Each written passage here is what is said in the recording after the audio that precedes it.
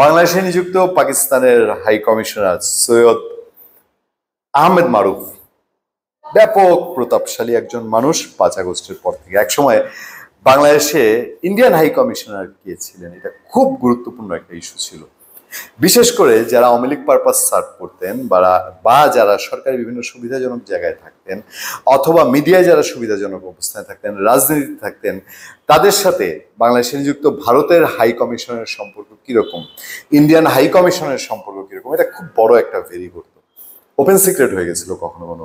আওয়ামী লীগের নমিনেশন, বড় বড় পোস্টিং, সচিব, মিডিয়া ব্যক্তিত্ব, মিডিয়া হাউসের মালিক বা মিডিয়া হাউসের বড় কর্তা এবং গোয়েন্দা সংস্থা বলি অথবা বলি বিশেষ বিশেষ দায়িত্বে সেই ইন্ডিয়ান হাই কমিশনের কোনো রিকমেন্ডেশন কাজ করে কিনা, এরকম একটা আলোচনা খুব তীব্র ছিল।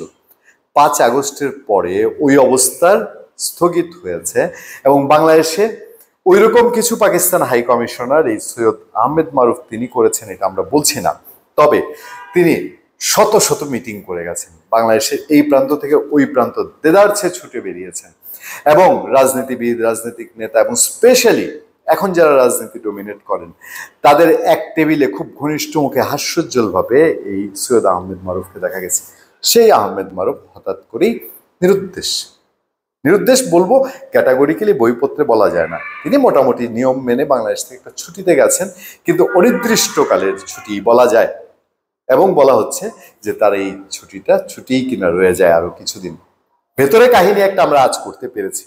সেই আজটা আমার হাতে যেহেতু সুনির্দিষ্ট তথ্য ডকুমেন্ট নেই, আমি নাম ধাম দিয়ে কাউকে ছোটও করতে চাই না, তবে আমি আপনাদেরকে একটা ধারণা দেওয়ার চেষ্টা করব। ফাঁকে একটু শুধু আপনাদেরকে মনে করিয়ে দেই, সম্প্রতি বাংলাদেশে নিযুক্ত সৌদি হাই কমিশনার নিয়ে কাদা অনেক ছোড়াছুড়ি হয়েছে, জল অনেক দূর গড়িয়েছে। বাংলাদেশের একজন বেশ কি বলে প্রতিষ্ঠিত মডেল মেঘনা আলম, না, তিনি কোর্টে দাঁড়িয়ে বলেছে যে সৌদি হাই কমিশনার আমার জামাই, আমি তার বউ, কিন্তু ওই রকম কিছু আর স্বীকৃতি সামাজিক পর্যায়ে দেখা যায়নি। এখন এটা একটু ধামাচাপা পড়ে গেছে।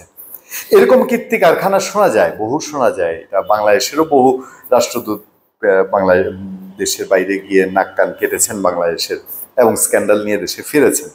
যাই হোক, এরকম তো রাষ্ট্রদূতদের ক্ষেত্রে হয়। প্রথম আলো যখন এই হেডলাইন দিয়ে নিউজ করছে যে হঠাৎ ছুটিতে পাকিস্তানের হাই কমিশনার, নানান জল্পনা, আমি 21 টেলিভিশন নিউজ সাইটেও দেখেছি, পরে সমকালেও দেখেছি, কি বলা হচ্ছে, হঠাৎ ছুটিতে গেলেন ঢাকায় নিযুক্ত পাকিস্তান হাই কমিশনার সৈয়দ আহমেদ মারুফ। একদিকে ভারতের সাথে এরকম যুদ্ধ হয়েছে, বাংলাদেশের রাজনীতি একটা ক্রিটিক্যাল সিচুয়েশন এবং ওই রাজনীতিতে সৈয়দ আহমেদ মারুফের একটা ছোটাছুটি ছিল। বাংলাদেশের সাথে সম্পর্ক এই যে 5 আগস্টের পরে একটা পাকিস্তান অন্য জায়গায় নিয়েছে, এখানেও তার একটা ভূমিকা ছিল বলা হয়। 11 মে সকালে 11 মে দুবাই হয়ে ইসলামাবাদ যাত্রার জন্য সৈয়দ মারুফ ঢাকা ছেড়ে গেছেন। সেদিনেই পাকিস্তান হাই কমিশন বাংলাদেশের পররাষ্ট্র মন্ত্রণালয়কে সৈয়দ মারুফের ঢাকায় অনুপস্থিতির বিষয়টি জানায়। মঙ্গলবার সকালে পররাষ্ট্র মন্ত্রণালয়ের এক জ্যেষ্ঠ কর্মকর্তা তিনি বিষয়টি নিশ্চিত করেছেন। সাধারণত একজন রাষ্ট্রদূত কোনো দেশে দায়িত্ব পালনের সময় ছুটিতে গেলে স্বাগতিক দেশটির পররাষ্ট্র মন্ত্রণালয়কে অবহিত করা হয় রাষ্ট্রদূত কতদিনের ছুটিতে থাকবেন, তার অনুপস্থিতিতে কে ভারপ্রাপ্ত রাষ্ট্রদূতের দায়িত্ব পালন করবেন সেটিও আনুষ্ঠানিকভাবে জানাতে হয়। পররাষ্ট্র মন্ত্রণালয়ের এক জ্যেষ্ঠ কর্মকর্তা তিনি বলছেন, সৈয়দ মারুফ 11 মে যে ছুটিতে থাকবেন বলে জানানো হয়েছে, বলা হয়েছে তিনি বাংলাদেশের বাইরে থাকার সময়টাতে ভারপ্রাপ্ত হাই কমিশনার হিসেবে দায়িত্ব পালন করবেন ঢাকায় নিযুক্ত পাকিস্তানের উপ high commissioner, deputy high commissioner Mohammad Asif. তখন পাকিস্তান হাই কমিশনের কাছে জানতে চাওয়া হয় সৈয়দ মারুফ কতদিনের ছুটিতে থাকবেন, তা কিন্তু উল্লেখ করা হয়নি। এরপর পাকিস্তান হাই কমিশন অনানুষ্ঠানিকভাবে জানায় 2 সপ্তাহের ছুটিতে থাকবেন সৈয়দ মারুফ। ছাত্র জনতার অভ্যুত্থানের এই হচ্ছে মূল বেসিস আমাদের আলোচনার। গত 5 আগস্টে শেখ হাসিনা সরকারের পতন ঘটে। 5 আগস্টের পর ঢাকা ইসলামাবাদ সম্পর্কে গতি আনার বিষয়ে অত্যন্ত সক্রিয়, খুব ইনভার্টেড কমা দিয়ে প্রথম আলো লিখেছে, ভূমিকায় সৈয়দ মারুফকে দেখা যায়। অন্তর্বর্তী সরকারের বিভিন্ন উপদেষ্টার পাশাপাশি সরকারি বেসরকারি নানা পর্যায়ে তিনি নিয়মিত বৈঠক করে আসছিলেন। সরকারি বেসরকারি বিভিন্ন পর্যায়ে তিনি নিয়মিত বৈঠক করে আসছিলেন। পাকিস্তানের পররাষ্ট্র সচিব সহ বিভিন্ন সফর আয়োজনে তিনি সক্রিয় ভূমিকা রাখেন।